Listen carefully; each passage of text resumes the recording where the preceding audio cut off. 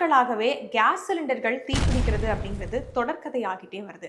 நிறைய பேருக்கு எதுக்காக கேஸ் சிலிண்டர்கள் தீப்பிடிக்குது, இதன் காரணமா இதெல்லாம் நடக்குது அப்படின்னு சொல்லி தெரியல. ஸோ அரசாங்கம் தரப்புல இருந்தும் இதனுடைய ஃபுல் டீட்டெயில்ஸை எடுத்து சொல்லும் பொழுது எக்ஸ்பைரி காரணமாக தான் கேஸ் சிலிண்டர்கள்லாம் தீப்பிடிக்குது அப்படின்னு சொல்லப்பட்டிருக்கு. எக்ஸ்பைரினா எப்படி ஆயிருக்கும், எதனால இந்த எக்ஸ்பைரி டேட் வருது அப்படிங்கிறத பத்தி ஆராயும் போது ஒரு கேஸ் சிலிண்டரை நம்ம வாங்கும் பொழுது 15 வருஷம் அதுக்கான எக்ஸ்பைரி டேட்டை நிர்ணயிக்கப்படுது அரசாங்கம் தரப்புல இருந்து.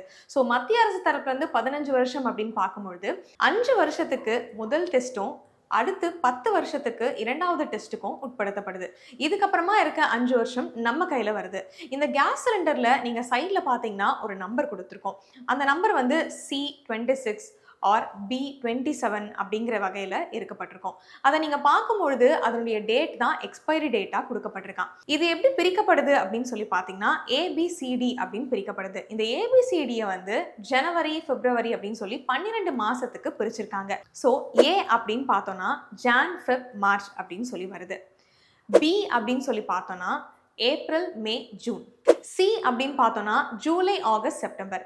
அடுத்து D அப்படின்னு பார்த்தோம்னா அக்டோபர், நவம்பர், டிசம்பர்.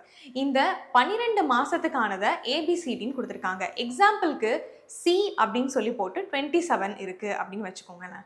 C அப்படின்னா ஜூலை, ஆகஸ்ட், செப்டம்பர். அக்டோபர் 2027 வரைக்கும் எக்ஸ்பைரி டேட் உங்களுடைய கேஸ் சிலிண்டருக்கு இருக்கு அப்படின்னு சொல்லி அர்த்தம். ஒருவேளை அதை கடந்து நீங்க யூஸ் பண்ணிட்டு இருந்தீங்க அப்படின்னா உடனடியா அதை வந்து தகவல் தெரிவிச்சு மத்திய அரசுகிட்டயோ இல்ல உங்கள் வீட்டுக்கு கொண்டு வர ஊழியர்கிட்டயோ நீங்க தகவல் தெரிவிச்சு திரும்ப கொடுத்துடலாம். இதுக்கப்புறமா கேஸ் சிலிண்டரை நீங்க வாங்கும் போது இந்த டேட்டை மறக்காம செக் பண்ணிடுங்க. இந்த மாதிரியான விஷயங்களை நீங்க ஃபாலோ பண்ணீங்கன்னா கேஸ் சிலிண்டர் வெடிக்கிறதா இருக்கட்டும், கேஸ் லீக்கேஜா இருக்கட்டும், இப்ப சமீப காலத்துல ஏற்படுற நிறைய ஃபயர்க்கான ரீசன்ஸா இருக்கட்டும், இது எல்லாமே தவிர்க்கப்படும்.